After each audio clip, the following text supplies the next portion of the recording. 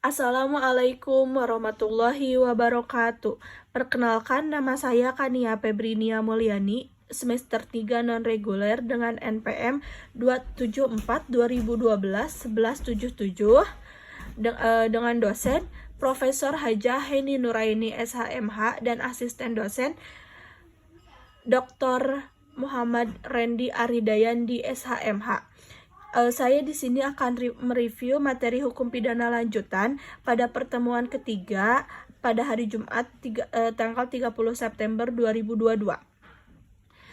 Bentuk ketiga atau turut serta melakukan atau mede pleger, KUHP tidak memberikan definisi, tetapi MVT memberikan pengertian bahwa orang yang turut ikut serta melakukan mede pleger ialah orang yang dengan sengaja turut berbuat atau turut mengerjakan terjadinya sesuatu.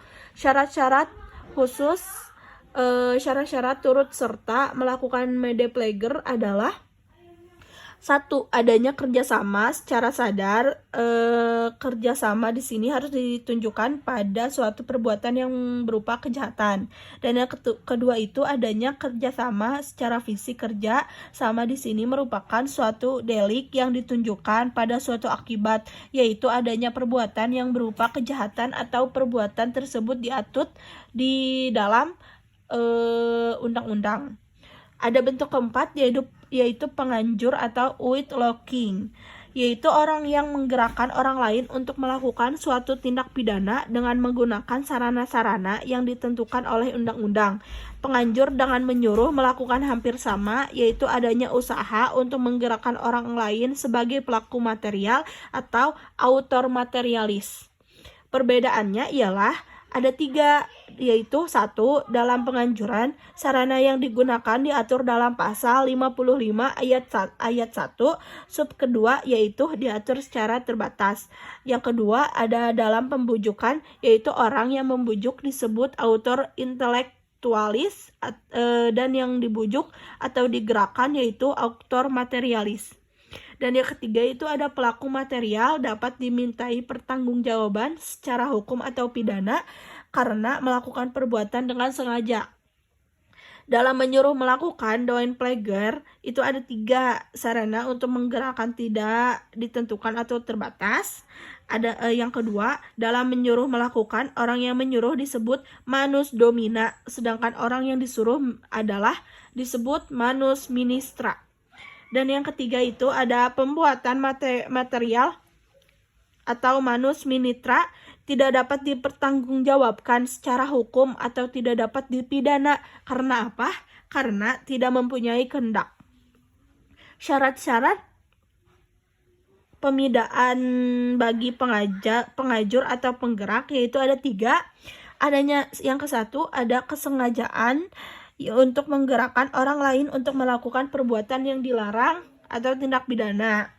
Yang kedua, penggerakan atau menganjurkan dengan ada upaya atau sarana-sarana dalam pasal 55 ayat 1 sub 2. Dan yang terakhir, membuat material tersebut dapat dipertanggungjawabkan secara hukum atau dapat dipidana. Maksud isi pasal 55 ayat 1 sub kedua adalah untuk kepastian hukum dan untuk pedoman bagi hakim dalam pembuktian.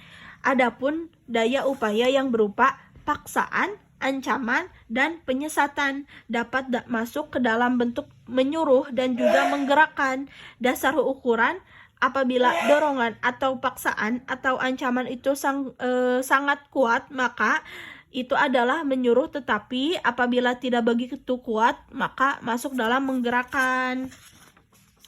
Sekian review materi hukum pidana lanjutan. Saya akan lanjut dengan review kasus jurnal dari kasus tindak pidana pembunuhan aktivis HAM Munir Said Tholib dengan link jurnal https core.ic.uk /download /pdf /322505126.pdf. Kasus pembunuhan pembela hak asasi manusia atau HAM Munir merupakan pelanggaran HAM berat. Kasus ini masuk ke dalam kategori kejahatan kemanusiaan. Semua bukti jelas menunjukkan kasus ini merupakan serangan yang ditujukan kepada warga sipil yang bekerja sebagai pembela HAM, saat itu kasusnya Munir.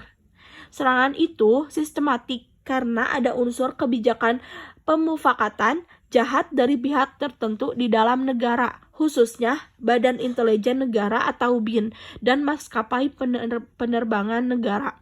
Serangan itu menghilangkan nyawa Munir dan telah mengancam keselamatan pembela HAM lainnya. Sekian review materi hukum pidana dan review jurnal kasus hukum pidana lanjutan. Mohon dimaafkan untuk kurang dan lebihnya. Wassalamualaikum warahmatullahi wabarakatuh.